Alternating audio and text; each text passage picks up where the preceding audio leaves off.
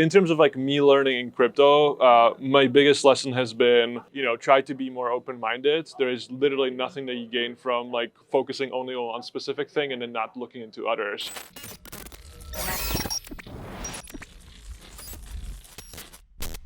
All right, with us here we have Larry, who is the CEO of The Block. Really, really excited to have Larry here with us. Larry, if you can maybe give us a introduction yourself of The Block and let us know. Absolutely. Yeah. So The Block is an information services platform. We obviously do news, what most people know as news, but we also do research, we do data, we have deals databases and stuff like that. So we're a little bit more focused, a little bit more on the professional audience than other media companies. For me, myself, I've been the CEO for the last 4 or 5 months. Before that, I was head of research for the first 5 years at The Block. I've been there for about 5 years now. The company started 2018, and since then we've kind of grown to be more on the information services side, more focused on the institutional clientele versus just a retail audience. Very, very cool. Wow. Okay. So actually, of course, you doing so much research, you really know the space. And by the way, I'm a huge reader of The Block. So if you haven't read it, highly recommend checking that out. It's one of my go-tos. But I was maybe hoping you can share with us, what do you think is the biggest trend in crypto for the next 5 years? It's a good question, and probably a little bit of a loaded question. But for me, now it's a little bit more popular. I've been very interested in ZK technology over the last 2 years or so. So that's where I see a lot of the growth coming in the next 2 years. I think we just need more scalable base, kind of layer twos and more scalable layers than we had in the last 2 bull markets, because that ends up then being a bottleneck. You end up going to hundreds of different L1s instead of actually coordinating everything to just a few L2s. So I personally am really bullish on scaling technology in general and in just getting the tech to more people. Overall, what I'm not so sure about is kind of what's going to be the next catalyst for retail interest, right? Like for the last bull market, it was kind of like initially DeFi'd, and it was a little bit of NFTs. And it seems like the sentiment is now fairly bad for the general audience, which is interesting because at these conferences, you generally see so many like-minded people, really interested, long-term oriented, significantly better than it was 3 years ago when I was doing conferences like this in Asia. So it's reached so many more people, but what's not completely clear to me is what's actually going to make people excited to onboard and use these technologies. But I guess we'll find out next couple of years. That's very, very interesting. Thank you for sharing. So then you must be a big Ethereum bull. Yeah, I will say it's probably my biggest allocation at the time. And in general, I think Ethereum kind of has the most promise in terms of being the main layer that ends up kind of scaling everything. But that being said, I'm not one of these only Ethereum guys. I look into everything. My job as a researcher before I became the CEO was really to try as many things as possible to evaluate them in a more critical way. And I think there's definitely promising stuff being done outside of just Ethereum as well. But that's where I see the most coordination, the most likeliness of success of that being the kind of main layer that settles everything. But it doesn't mean that everything else will be worth zero, right? I still think that there's this multi-chain future is still definitely something that will continue existing. So could you maybe share with us, what are some of the other chains or other things that you're really interested in these days? Yeah, I mean, these days I'm mostly looking into the layer twos, but in general, I still think, despite the bad reputation from FTX, still think Solana is interesting because the alternative to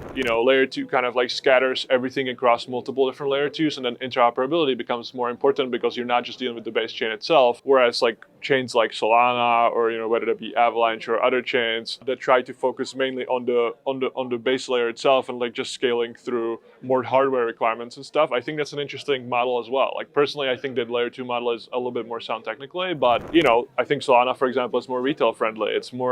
It's easier to use, it's easier to build on it than it will be to interact with 10 different layer 2s, and then you get into layer 3s, and it's going to be this huge web that hopefully people will not even interact with in the future. They'll not even know that they're interacting with them. But I think there's multiple ways to look at stuff, and it's kind of silly to disregard technology just because you think that there's a better way, even if it's just technically, because crypto is not just about technical scaling, it's also about social scaling, and it's about actually getting people to use the chain, use everything. And I think that's much more complex. And there's a bunch of projects, Starknet is one example, really great technically, but marketing wise, many people still don't really even know what Starknet is doing, for example, on Ethereum. And so there's multiple components, and I think you can't really trust anyone if they tell you, okay, this is going to win, because you just never know. Right. Wow, those are some fantastic insights that you shared with us. I love it. Thank you.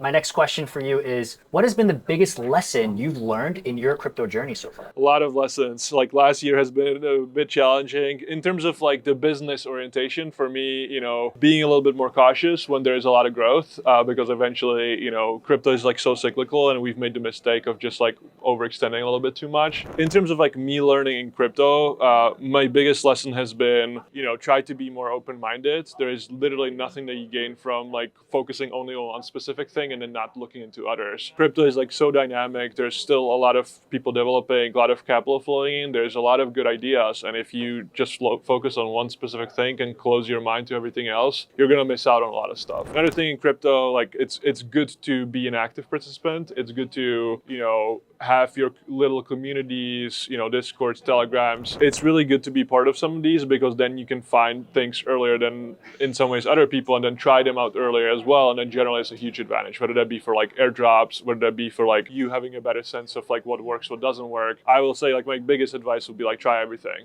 and then learn from how it actually works. Fantastic tips and lessons. Thank you so much.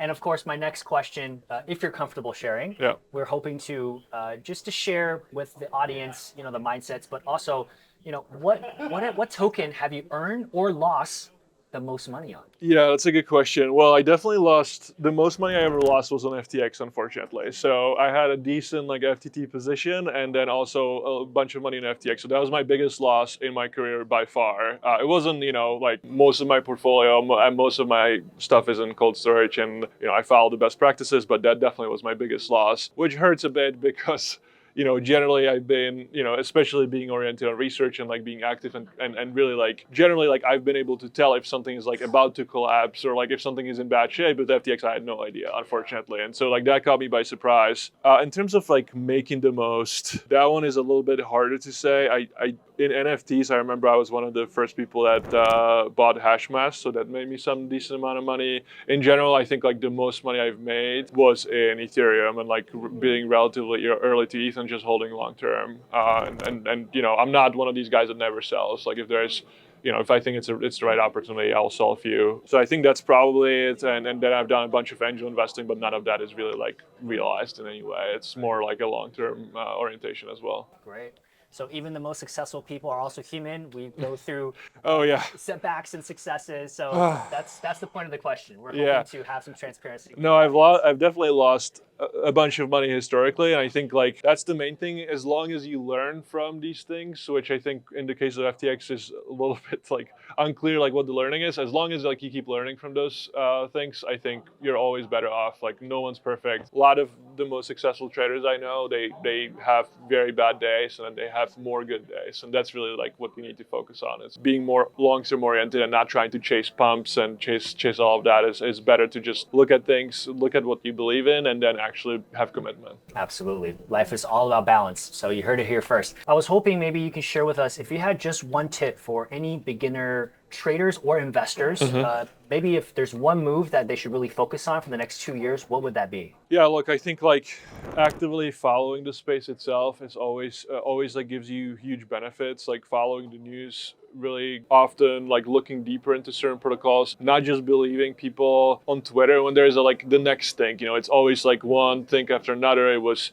Telegram bots last month. Now is like social layers. It always changes, and like what I think is important is for people to understand how these things kind of start and what's behind that interest, what's behind those moves. Is it something that you're actually excited about long term, or is it just a short term kind of trend that will just fade away at some point? And I think that's one of the key things that I would focus on. Is like there are things that will survive for the next 3 years. There's some things that probably will not, and it's kind of for you to dive a little bit deeper and to realize how to separate those things. And if you focus on that, and if you are a little bit more longer oriented for the things that you actually believe in, and short term oriented on things that you think are like short term trends, that's generally how you like maximize, in my opinion, value out of investing. Right. Understanding narratives, very, very important. Exactly. It's very important. And just like, even on Twitter, like following the right people, looking at things critically, but also with an open mind, I think is the key. Love that. Fantastic.